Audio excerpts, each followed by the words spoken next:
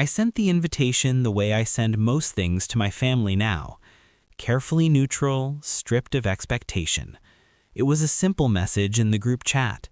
The date, the location, the reason, an award ceremony, a line about how it would mean something to me if they came. Dad replied first. An award for what? Then, before I could answer, another message followed. Still a secretary, right?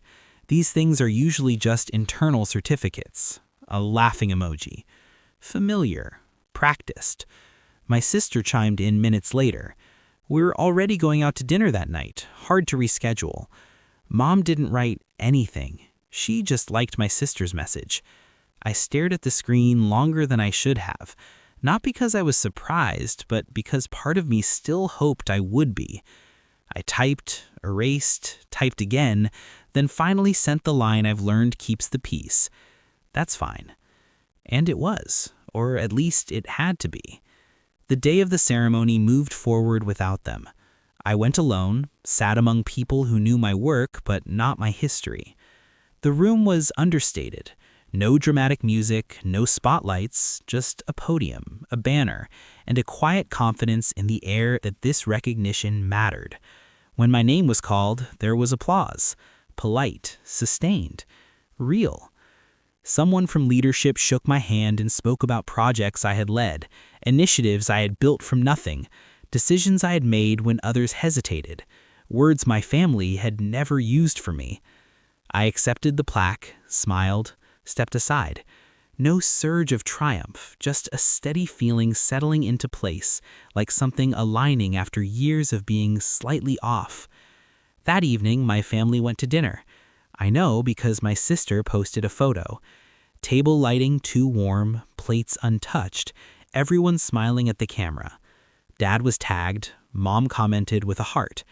Halfway through the meal, Dad scrolled his phone while waiting for the food. It was muscle memory for him, that constant checking. News, messages, whatever surfaced first. What surfaced was an article, a local business feature. Clean layout, professional tone, a photo I didn't know had been taken. Me at the podium, the award in my hands. The headline named the honor clearly. It didn't say secretary, it said operations director. It mentioned oversight, budgets, leadership. It quoted the CEO. Dad stopped scrolling. He read it again, slower this time. "What is this?" he asked, not joking. My sister leaned over, expecting something trivial. She read the headline, then the first paragraph. Her expression shifted. Not embarrassment exactly, more like recalculation. Mom reached for the phone without asking. She read silently. No comment, no reaction, just a tightening around her mouth that I would later recognize as discomfort. No one spoke for a moment. Dad finally said my name, testing it in the air like it belonged to someone else. Why didn't she tell us? No one answered. Because I had, just not loudly, not defensively, not in a way that demanded belief. I didn't hear about that moment until days later from an aunt who thought it was funny. "Your father was very quiet after dinner," she said, kept rereading something on his phone. I didn't ask questions. I didn't follow up. A week passed before Dad called me. Not to apologize, not to explain. He asked carefully, "So what exactly do you do at work these days?" The phrasing mattered. These days, as if time, not dismissal, had been the issue. I answered him plainly. No edge, no triumph, just facts. He listened longer than usual, asked one follow-up question, then said he had to go. Nothing dramatically changed after that. My sister became more cautious with her jokes.